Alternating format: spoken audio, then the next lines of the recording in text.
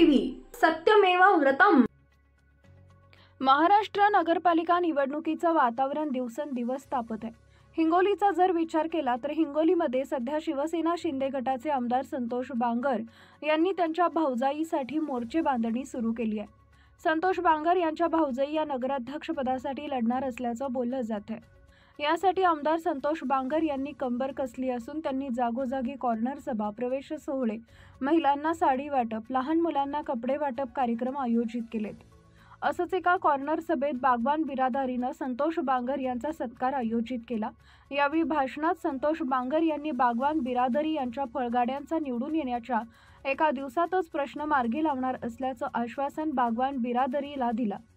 यावेळेस बोलताना संतोष बांगर यांनी एक अजब वक्तव्य केलंय।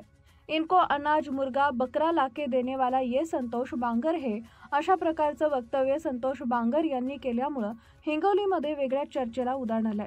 एकीकडे शिवसेना शिंदे गट तसेच आमदार संतोष बांगर कडवट हिंदुत्ववादी असल्याचं बोललं जात आहे, मात्र दुसरीकडे मुस्लिम समाजाचा एक घटक बागवान समाजाला स्वतःकडे ओढण्यासाठी संतोष बांगर यांनी वेगवेगळी प्रलोभनं दिल्याचं बोललं जात आहे।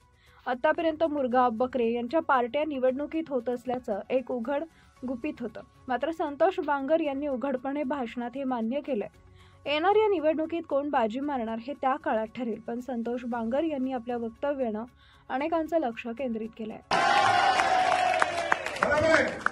और ये भर के देना और इनको अनाज लाके देना, चावल लाके देना, मुर्गा बकरा लाके देने वाला ये संतोष बांगर है।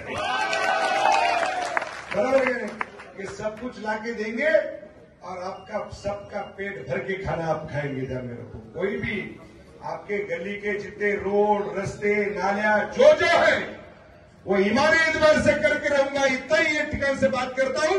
और हाँ, निवडणूक निशानी माहिती है तुम्हारा, तीर कमान।